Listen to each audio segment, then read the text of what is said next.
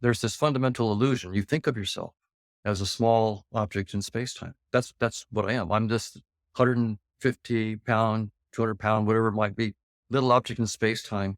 And I'm only going to be here for a few years. I need to do whatever I can to try to complete myself and be special. And I need to compete with you. And it's an illusion. It's false.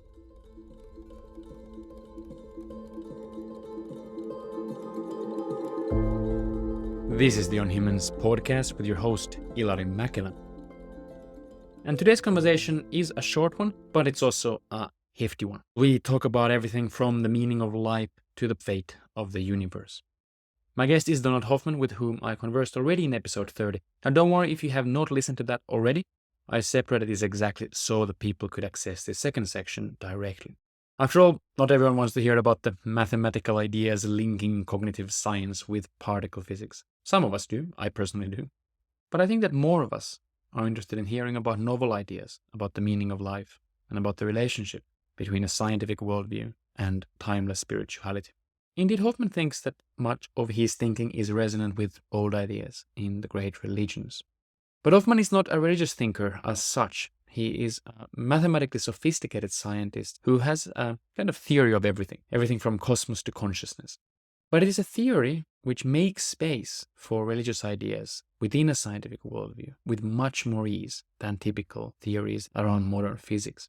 So Hoffman is a vision scientist. He used to work in the famous artificial intelligence lab of MIT in the 80s, teaching computers to see. But thinking about vision led him to ask the question, what does it really mean to see something?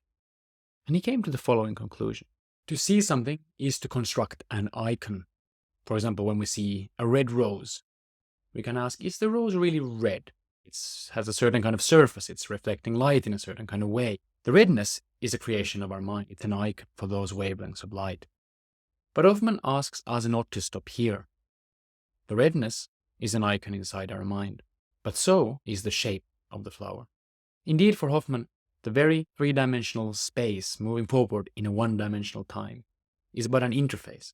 It's like a virtual reality headset that simplifies the mysterious reality into something tangible and easy for us to understand. The analogy here is like a computer screen. You can say that there's a two-dimensional trash can icon on your computer screen. It's pretty useful. You should probably pay attention to what you drag in there. But it's but an interface. And just in the same way as there is no real two-dimensional grey trash can inside the computer, there is no three-dimensional red rose hovering in the wind in the world out there. But this has a pretty dramatic conclusion. All three-dimensional objects, including my head and my brain, are inside my mind. What's fundamental is consciousness. Now, this is pretty wild, but what follows is extra wild. For Hoffman's team has really grabbed the bull by the horns here, and they have modeled this idea with precise mathematics. They have a formal model consisting of consciousness alone, just simple conscious experiences, from which space-time itself, with all the laws of physics, can emerge. And just this summer, they have actually started a project where they are trying to model precise findings in particle physics as emerging from their more fundamental model. Now that is mind-bending stuff. If you're interested in those scientific details, do revisit episode 30. But what we discuss in this conversation is perhaps more important, which is, does this really matter? How should we live our lives differently? What could be the meaning of life in a world beyond space and time? Does God lurk behind Hoffman's equations? Let's hear it from Professor Hoffman himself. The mathematics that we have starts off with these little conscious agents that have only one experience, say, red or green or something. And we look at their interactions, we start to build up. But that mathematics itself tells us that approach is limited, because interacting conscious agents form new agents.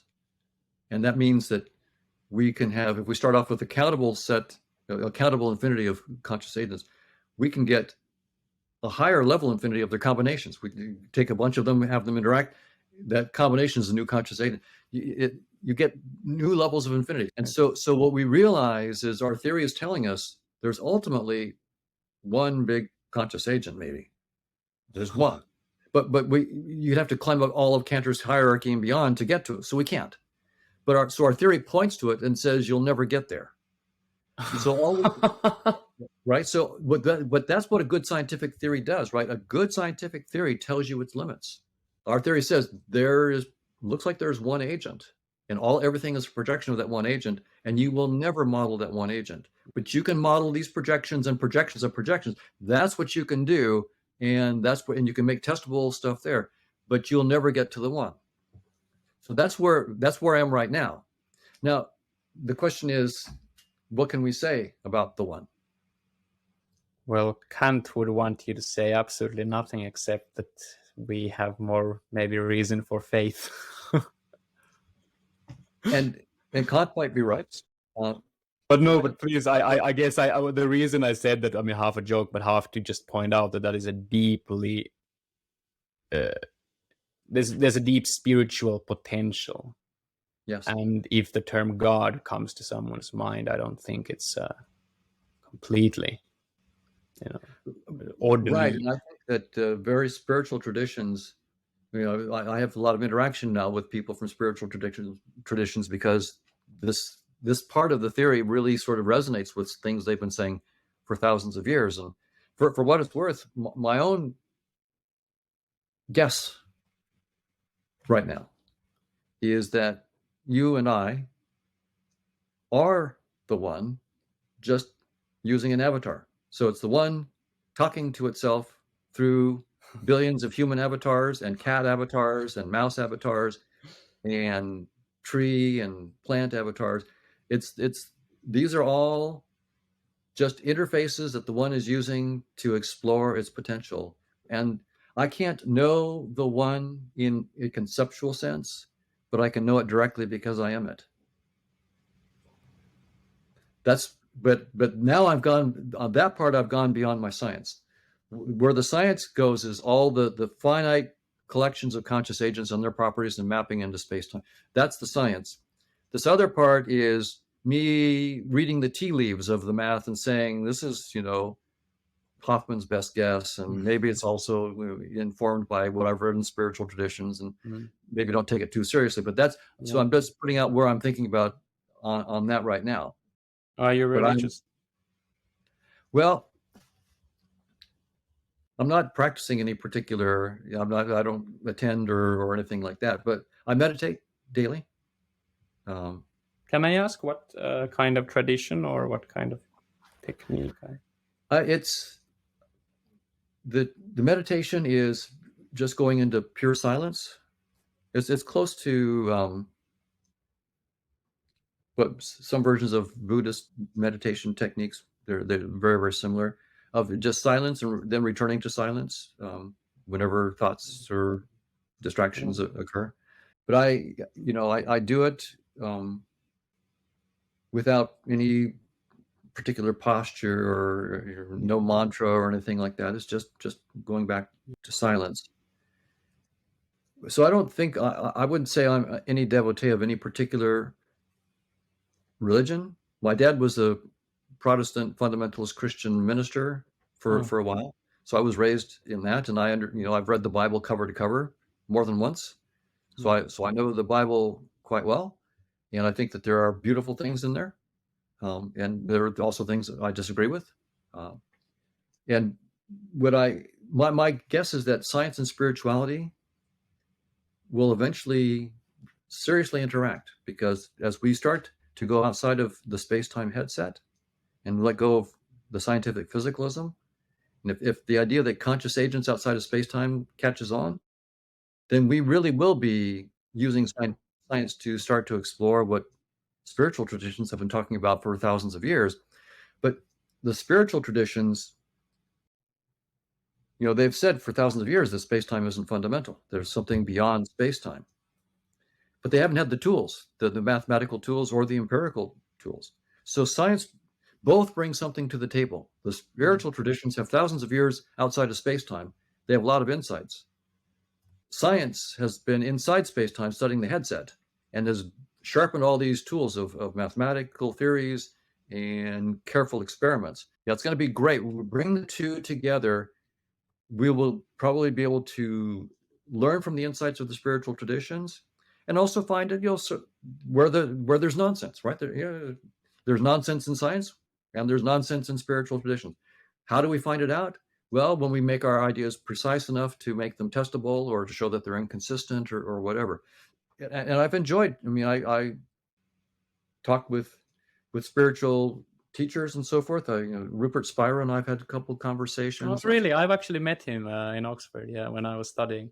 Yeah, and I've met him too in San Jose a couple times. My father Great even went breakfast. to one of his retreats, actually, in Italy. Yeah, no, he's brilliant, and we enjoy talking with each other. It's just really quite nice. I had a conversation with the Dalai Lama back in 2017 or something like Mm. that, 2018, um, in in in Pisa, Italy, about science and spirituality. I'm good friends with Deepak Chopra, and I've also talked with a Jewish rabbi, Joseph Dweck, and I've talked with Islamic spiritual people as well. So I'm quite open to talking with various spiritual traditions with the same attitude that I have towards science, which is hard nosed. I'm hard nosed about the science. Um, we're out here to learn. And I'm also hard nosed about the spirituality. We don't want to fool ourselves. And it's very easy to fool ourselves. What science brings to the table is a precision of language that, in the best case, tells you the limits of your theory. That's what you want, is a theory that tells you your theory stops there. That's where your theory falls apart. And every theory will fall apart. When we just have language, which most spiritual traditions have, it's hard to find out the limits of your theory. Even though these spiritual traditions will say these words are just pointers. You mean don't this the pointer is not the way, the map is not the territory. They'll say that, but the followers don't really follow that. We end up with religious wars. We end up with dogmatism, fighting each other, and precision is a help, because when your own theory tells you, when Einstein's theory tells you your theory stops at 10 to the minus 33 centimeters, what can you say? Yeah, my theory stops at 10 to the minus 33 centimeters. Case closed. My theory doesn't go any further than that. Can't be dogmatic about space-time anymore. My own theory of space-time tells me not to be dogmatic about it. And that's what we need in the spiritual traditions, is when our own precise spiritual theories tell us their precise limits, then there's no excuse to be dogmatic anymore. We know what the limit of that pointer is, exactly what the limit of that pointer is. Don't take the pointer any further than this, or you're off on bogus territory. So that's what I see happening with science and spirituality. And by the way, I'm not saying that scientists are less dogmatic than anybody else. Scientists are people. It's science as a scientific enterprise, as a social enterprise, where we pit theories against each other and demand precision and demand experimental. That social enterprise is anti-dogmatic. It counters the innate dogmatism that most of us harbor, right? Yes, very well said. Yeah.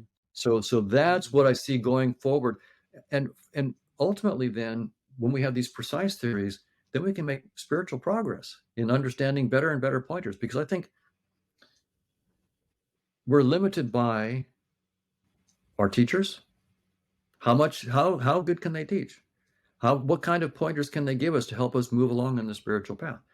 Well, if their pointers are 3,000 years old and they haven't really evolved, maybe we can do better than that. Maybe we can come up with pointers that evolve. Wouldn't it be nice to have spiritual traditions where we're reading what was discovered last week, that sort of transcends everything that we've been doing for the last few centuries? And every week, you go to church and you're learning the new discoveries in spirituality and new ways to go deeper. That would be incredible.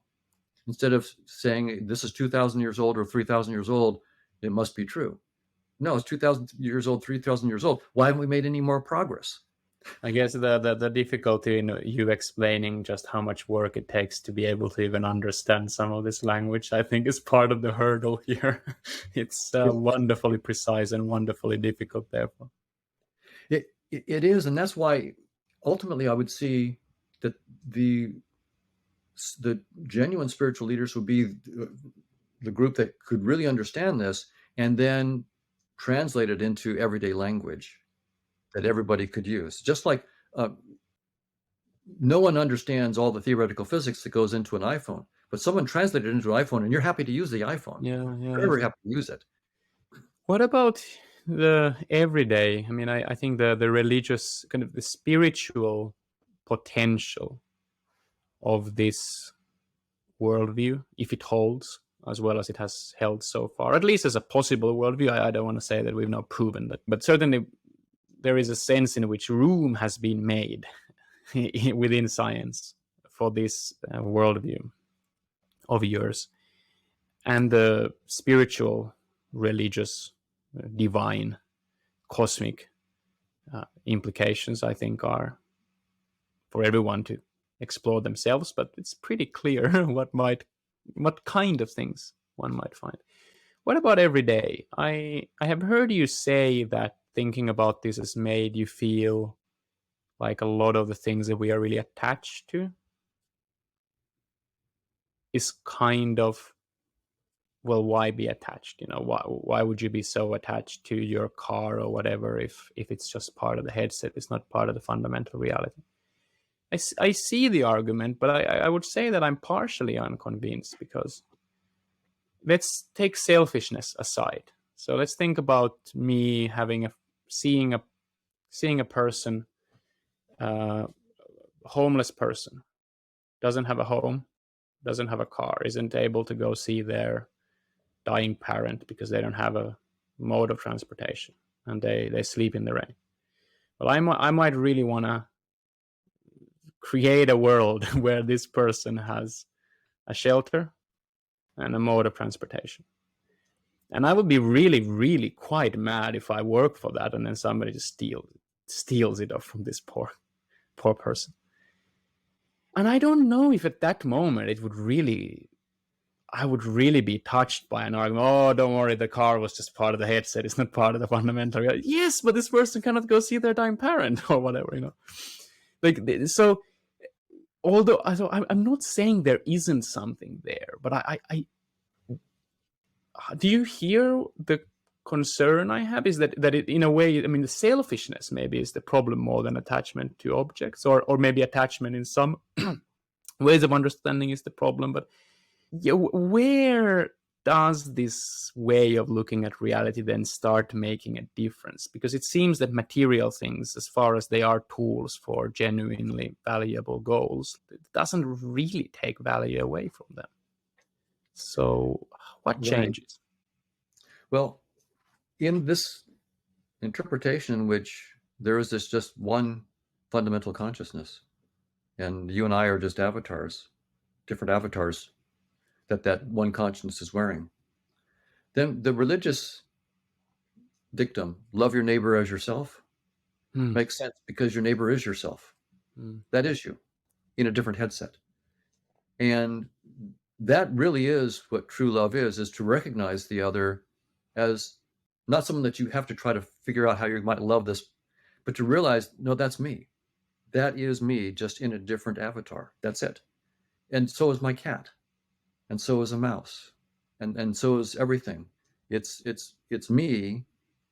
So love your neighbor as yourself, because your neighbor is yourself. And if we really understand, I mean, that's either true or false. If it's true, it's the most profound truth that there is. And I think it is likely true. And we know as well that everything that you collect, all the goodies you collect in this world, disappear. You get a house, you get a mansion, you get a car, you get a reputation, you get your PhD, and where does it go? You walk away from all. You walk away from all of it. We know that there's nothing that you do here that you keep. None. Nothing. So those are the facts. That nothing.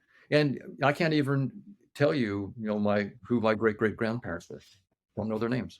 You Yeah. probably can't either. So Great grandparents. Yeah. Only one, actually. Yeah. Yeah. and there were 16 or 32 of them, or Yeah. what, and I can't name True. one of them. Yeah. So when you ask what's the point and what is the meaning of life, well, it certainly isn't collecting stuff, because you walk away from all that stuff, and but my guess is that the one consciousness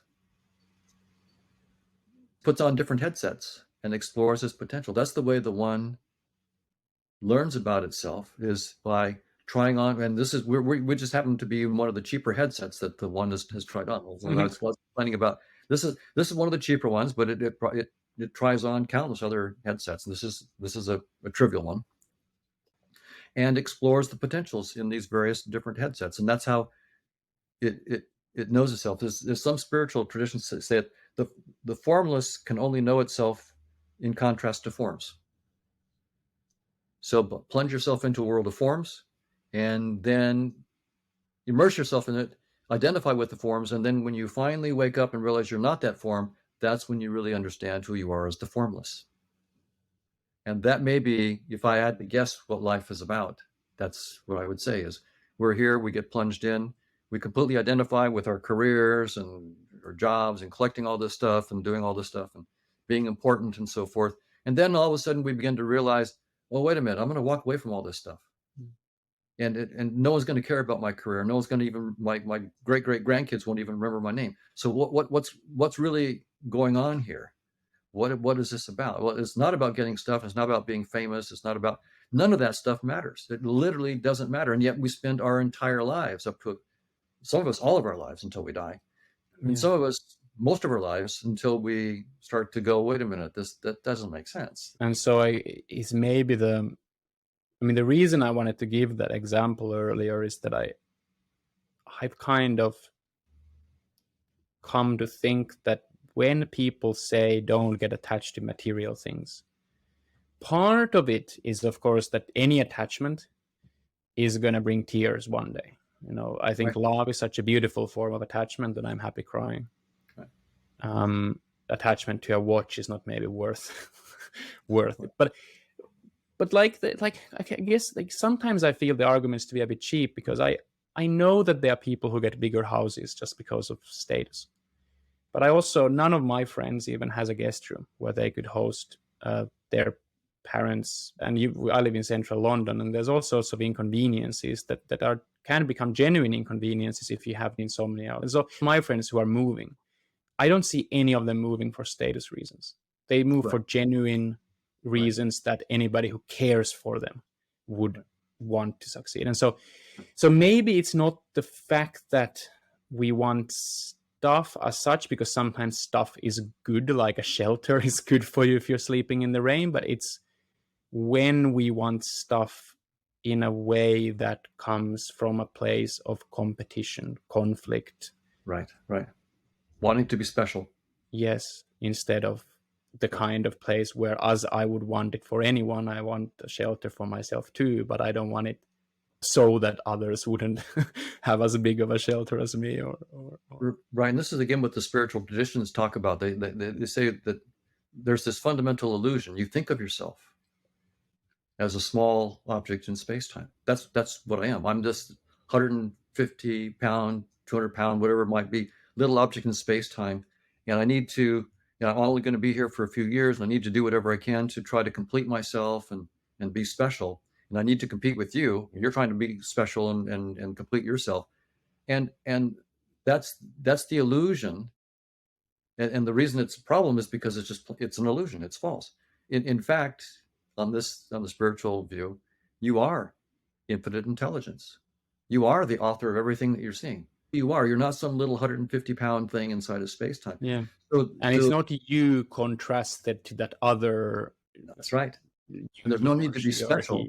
When you realize that this whole thing is me looking at myself. When I look at a rock, I'm looking at myself through a headset.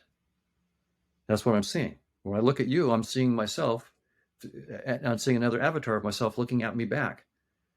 And so from that point of view, then this is about plunging yourself into the headset and losing yourself in the headset, and then waking up and recognizing, no, I am the actual reality behind the entire headset. And that's what I am. And there's no need for me to be special or to compete with anybody else because the other is me. Then I love my neighbor as myself because the other is myself. So it's really, so the issue is not about a moral thing so much as just waking up from an illusion, thinking yourself as a small insignificant thing that needs to get special somehow and need to be more special than all these other people, and waking up and realizing, oh, wait, um, I am more special than I could be in my wildest egoic dreams. I'm far more so special that you just have to laugh about all the egoic dreams of being the richest person on earth or the smartest person or the next time. All those they're paltry compared to what you already are. And so but there's some deep humility in which the one infinite intelligence plunges itself down, loses itself, and then painfully wakes itself up. But that seems to be a necessary part of self understanding and self knowledge. That's how the infinite knows itself, is by putting on different headsets and losing itself in the headsets and then waking up. That's again, this is not science. Yeah. This is me talking outside my expertise, but you asked the question. But I want to say, when I talk about projecting into decorated permutations in space-time, that's science, and that's this other stuff. Take it with a grain of salt. I always finish by asking guests about how the research they do has impacted their view on our species, on humanity. And I guess you can kind of take that to any direction you want. Starting to think about vision in a radical way, all the way to being holy moly, this actually might explain particle physics, whatever that exactly means. How was it shaped, the way you look at this bipedal ape? Well, before I used to be naturally quite judgmental about people and about myself. And now I'm recognizing that judgmentalism is just an illusion again on my part. It's, if really it is the case that there is the one consciousness that's just putting on all these different headsets, and I'm seeing it as a person that robbed me. I've been robbed and so forth. That you can see it's a very different attitude toward the human being. It's not me judging people about their moral character and so forth. It's me saying, I used to do that, and it's still my emotional reaction. By the way, that's my emotions are that way. But now I'm looking at those emotions. I guess that I can look at those knee-jerk reactions of judgmentalism and so forth and recognize them as much as an illusion as my knee-jerk reaction that the moon really is there, when my belief that the moon is there when no one looks. That's how I feel about it, because I feel I'm lost in the headset a lot of the time. But when I awake again, when I'm aware, then I realize there's no more reason for me to be judgmental about people than there is for me to believe the moon is there when I don't look. They're both an illusion. What's really there is me trying on various headsets and looking at what I do. So put it this way. Suppose you're playing a virtual reality game and you put on your headset and bodysuit and get in there. There's two ways you can play that game. One is, this is just a game and I'm having fun.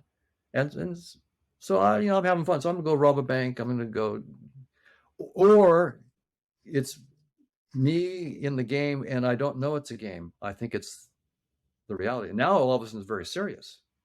Very, very serious. And I get upset about things and I get judgmental about people and so forth. But would you go rob a bank now? Well, I on either view, I don't recommend robbing the bank. So I'm not arguing for amoral behavior. But on the other hand, ultimately, I think when we take off the headset, we're going to realize that no one was really hurt. It was just a headset, right? But is there a tension then between the two ways you can take it, where one is a kind of a more jubilant, but perhaps more amoral direction. At the end of the day, it's not that big of a deal. And then there is the other one, which you suggested earlier, which is that my neighbor is me. Therefore, why would I ever hurt them? Do you think that those are two alternative directions and everybody can it's like a buffet table, you pick your favorites? Or are they somehow weaved to each other? Is there less tension than I see between them? Well, I would say that probably we're here to wake up. That's what we're here in. And so that's why I don't recommend amoral behavior.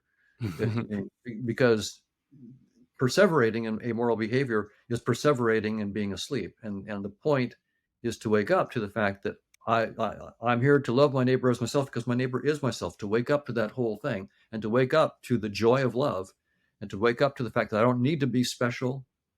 I don't need to be more special than anybody else. I am that other person, and I am the dog, and I am the cat, and so I'm saying that ultimately the point of it, the morality, is not because cars are so important or that bank accounts are so important or that houses are so important. What's important is waking up. So you can see it's not at all supporting amoral behavior, but it's actually being very forgiving and ultimately recognizing that in this realm nothing is lost. Ultimately, my guess is we're going to all take off the headset and laugh. We'll laugh in an atemporal time, whatever that means. Well, actually, it turns out we can have dynamics. You might say dynamics without time. Yes, dynamics without an arrow of time, no increasing entropy. But when you project that dynamics, the projection that loses information will force an arrow of time. So the arrow of time that we experience in this headset is entirely an artifact of loss of information in the projection. The original dynamics has no increasing entropy. So that's how you can actually have a dynamics without an arrow of time. So that underlying reality is not going from order to chaos. No. It's already complete. Professor Donald Hoffman, thank you so much for your research and your incredibly generous time today. My pleasure. Thanks so much, Hilary. So that was it for today. I hope that you enjoyed it. If you did, please do consider supporting my work. First by subscribing to the podcast if you have not done so yet, and also by becoming a Patreon member at patreon.com/onhumans. Do also check out the OnHumans newsletter at onhumans.substack.com, where you can read breakdowns and analysis of each episode. That can be a great way also to just refreshing your memory if there's an episode that you really liked but start forgetting what exactly was it about. Anyway, until next time, take care.